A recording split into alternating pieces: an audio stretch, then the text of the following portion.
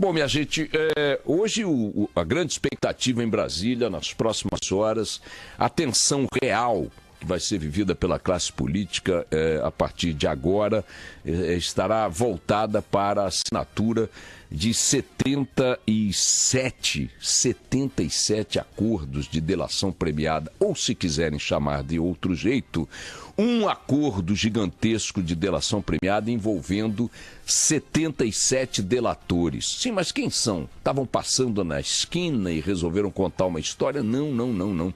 São 77 delatores da Odebrecht, executivos, operadores, engenheiros, colaboradores e mais o dono da empreiteira, Marcelo Odebrecht, que depois de uma longa negociação, ele, Marcelo, que está preso já há quase 2 anos pela Lava Jato, depois de uma grande negociação que envolveu todo o corpo diretor da empreiteira e muitos outros executivos de outros níveis hierárquicos, além do próprio dono da Odebrecht, o Marcelo, a Odebrecht finalmente chegou a acordão de delação premiada. Os jornais estão antecipando aí as dimensões desse acordo, ainda sem confirmação, mas o fato é que o Globo, por exemplo, diz que há pelo menos 130 políticos acusados de delitos diversos nessas delações. 130 políticos, pelo menos. Todos do PT não tem de tudo quanto é gosto. A sopa de letrinhas partidária que está dentro do acordo de delação premiada da Odebrecht é monumental. No mundo, não se conhece episódio dessa dimensão envolvendo tal quantidade de delatores, com pertinência no caso, repito, não são pessoas que estavam passando na esquina, e tal quantidade de provas, documentos, evidências, circunstâncias, incriminando, repito, mais de 130 políticos de vários partidos, quer da base governista, quer do Ministério, quer no nível da Presidência da República, quer na base da oposição também. Todo mundo está rigorosamente atingido, pelo menos do ponto de vista partidário, por este que é o maior acordo de delação premiada de que se tem notícia no mundo. Isso não é pouco, isso é inédito no Brasil e no mundo, e é algo que vai produzir muitos abalos, muita consequência nos próximos meses, e vai seguramente vazar para o ano que vem. Isso ainda vai acabar no Supremo Tribunal Federal, porque envolve muita gente com foro privilegiado, mas muitos documentos, muitas evidências, muitas informações com confirmação documental estão agora em mãos do Ministério Público, à espera dessa homologação também do Supremo em função desse acordo com a Odebrecht. Essa, minha gente, é a nuvem cinza que vai pairar sobre a classe política brasileira, agregando-se ou superpondo-se às outras que até agora a própria Lava Jato já colocou no horizonte, no firmamento. Então, de tudo que nós vimos até agora na Lava Jato,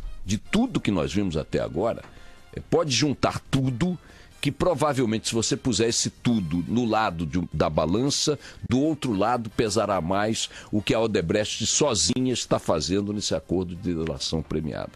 Então temos aí muito que esperar, muita expectativa justificável, muito choro e ranger de dente em Brasília, de ranger de dentes, e vamos ver agora qual vai ser a efetividade disso aí. Eu tenho insistido muito, vários comentários, que a Lava Jato tem avançado significativamente no campo do simbolismo.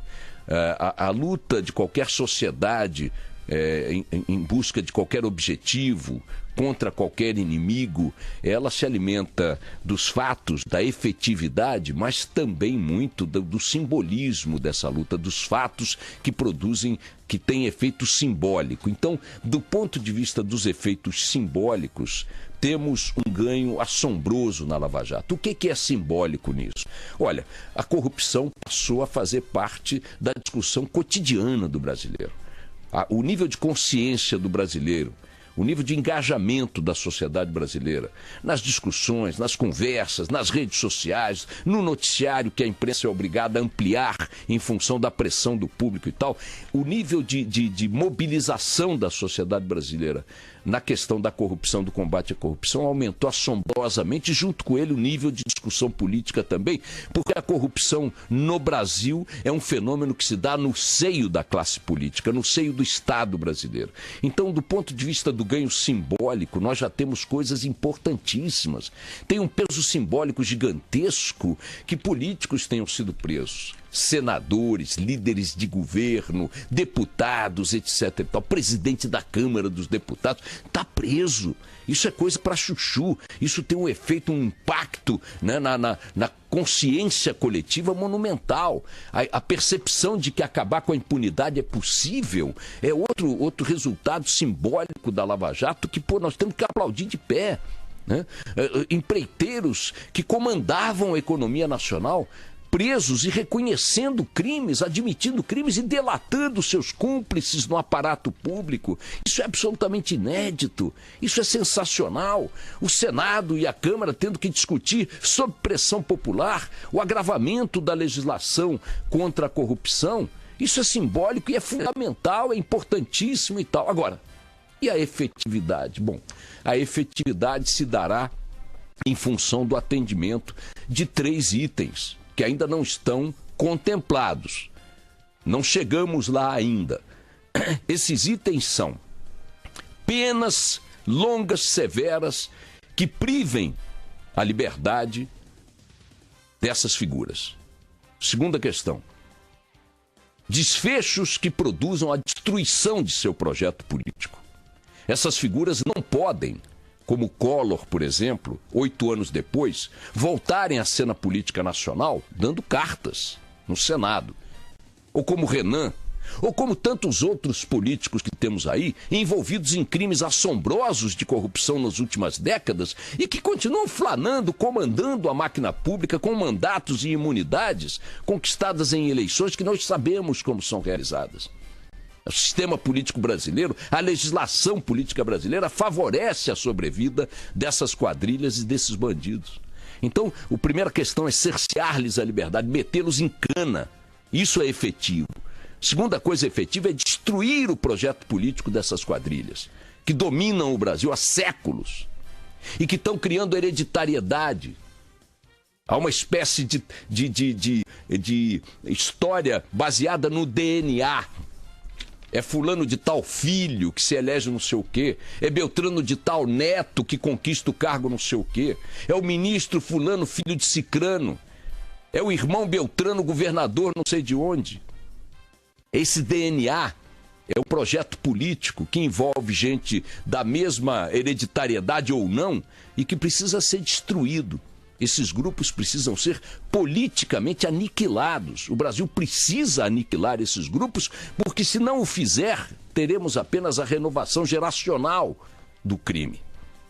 E o terceiro ponto é patrimonial. Essa gente tem que ser despojada de suas Lamborghinis, de suas mansões, de seus jatinhos, de seus iates. O governador Sérgio Cabral e sua digníssima senhora, corrupta como ele, têm que perder o que ganharam, o que compraram com o dinheiro da corrupção. As figuras que estão no Estado brasileiro há décadas e nunca estiveram fora e, portanto, ganhavam e ganham salários formais, que são conhecidos porque são salários estabelecidos por lei, tem patrimônios que não são compatíveis com a atividade que desenvolveram ao longo da vida. Como é que determinadas figuras do cenário político brasileiro podem ter fortunas gigantescas?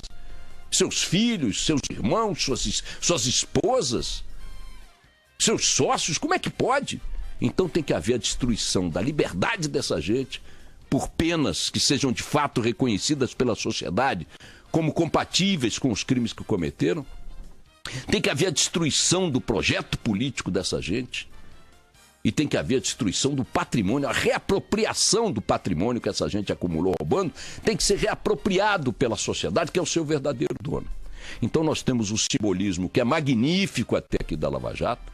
Temos que saudar esta operação todos os dias e defendê-la como o maior patrimônio contemporâneo da sociedade brasileira, como algo que de fato pode virar a página de nossa história no que diz respeito à corrupção, como algo que pode orientar, estimular, inspirar uma repactuação das relações da sociedade brasileira com o Estado brasileiro, que é corrupto, que é espoliador, que é ineficiente. A sociedade quer repactuar essa relação, que não passa por estabilidade, que não passa por imunidade, que não passa por privilégio, passa por qualidade de serviço, passa por probidade, passa por honestidade, passa por eficiência. A sociedade quer esse pacto, quer mudar essa relação. Isso tudo a gente tem que aplaudir, porque de fato as camadas tectônicas, né, da política brasileira estão se movimentando por pressão popular. Eles podem descriminalizar ou anistiar o Caixa 2, como estão tentando, conspirando lá 24 horas por dia. Podem ter um ganho aqui, outro ali, mas é importante que a coisa no seu conjunto avance de forma consistente, e esse avanço consistente tem que ser medido pela efetividade das consequências. Enquanto essa efetividade não se der, temos que comemorar, mas conscientes de que estamos comemorando apenas, por enquanto, aspectos simbólicos. Relevantes, mas apenas simbólicos. No campo... Fala, Aurengo. Até porque aqui em Brasília, Carla, o bicho tá pegando, né? Opa. Muita gente mal consegue dormir com essa delação da Odebrecht, né? Então, realmente, o que não falta é notícia aqui na capital. Bom, a gente começa com outros destaques. O plenário da Câmara dos Deputados analisa nessa manhã o projeto de medidas contra a corrupção. Manchete chegando com o Leandro Aislan. Uma sessão extraordinária foi convocada para amanhã desta quinta-feira para analisar no plenário da Câmara dos Deputados a proposta das 10 medidas contra a corrupção. A comissão especial que analisa o projeto aprovou nesta quarta, por unanimidade, com 30 votos, o parecer do relator Onyx Lorenzoni. Uma emenda discutida por parlamentares que pretende anistiar a prática do Caixa 2 eleitoral não foi incluída no texto. A sessão no plenário na Câmara nesta quinta está marcada para as 9 da manhã. E aí tem uma jogadinha ensaiada, viu, Carla Boechat?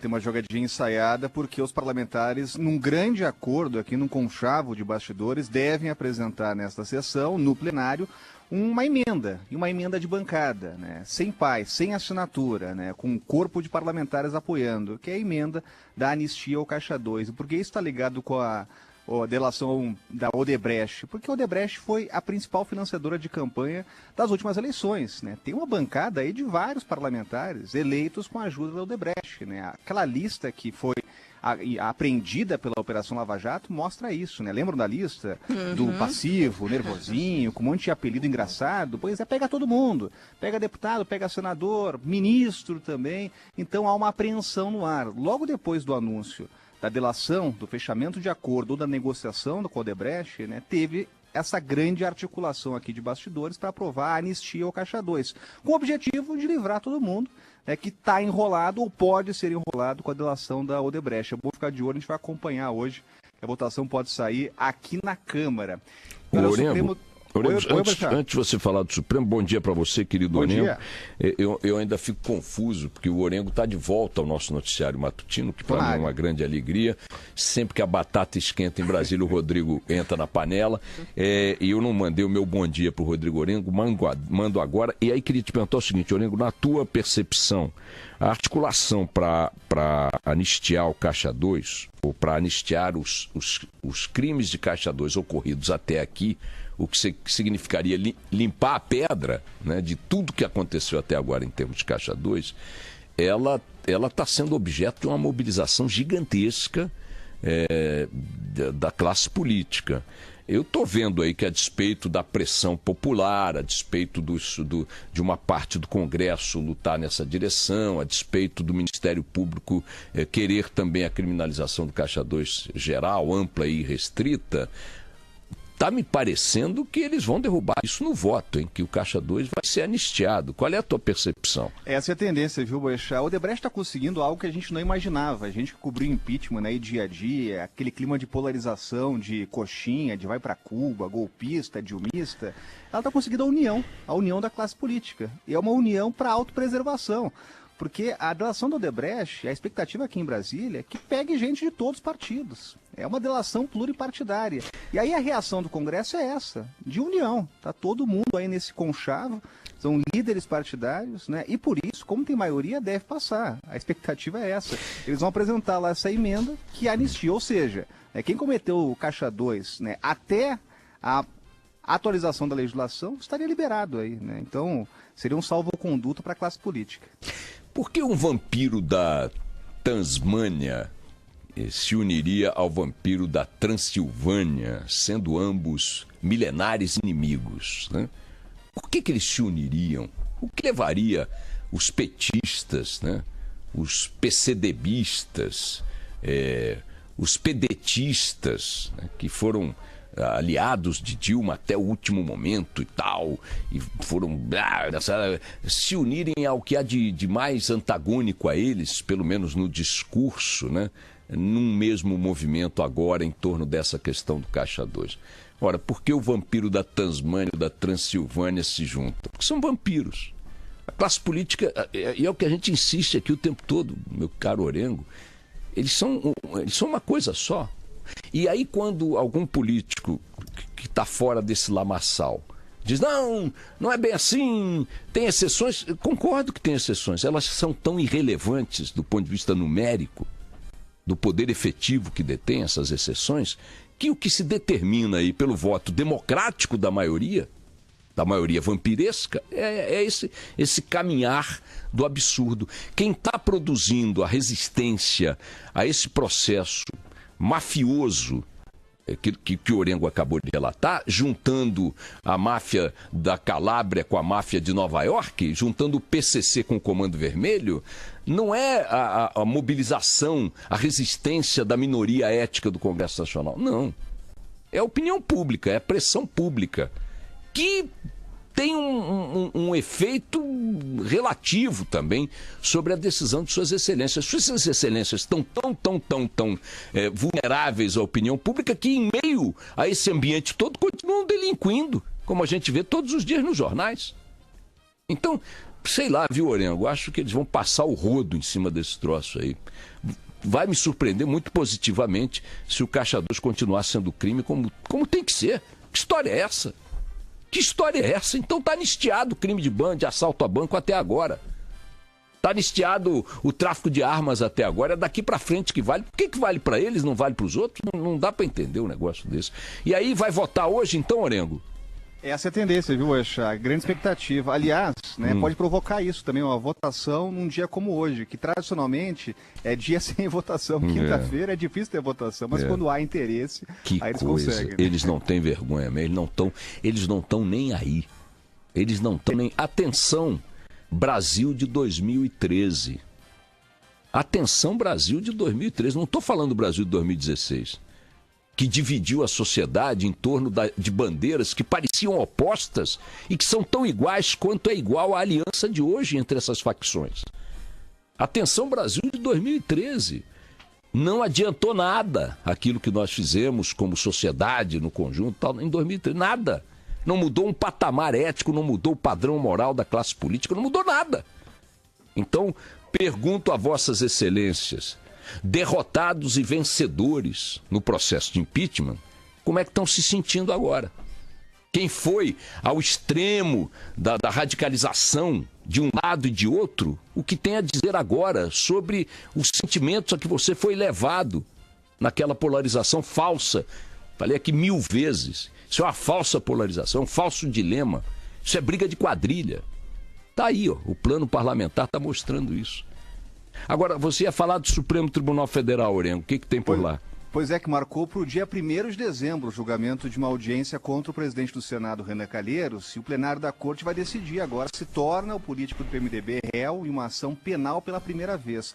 O parlamentar é acusado de usar dinheiro de uma empreiteira para pagar a pensão da filha que teve fora do casamento com a jornalista Mônica Veloso. Na época, o escândalo fez o PMDBista renunciar à presidência do Senado. Renan Calheiros disse que está tranquilo e que é o maior interessado no julgamento. E bateu um saudosismo aqui, viu, Boechat? Por quê? Eu acompanhei lá em 2007, como repórter setorista, que é aquele repórter que cobra o dia a dia ali do Congresso, né? Todo o desenrolar desse caso. Lá em 2007, né?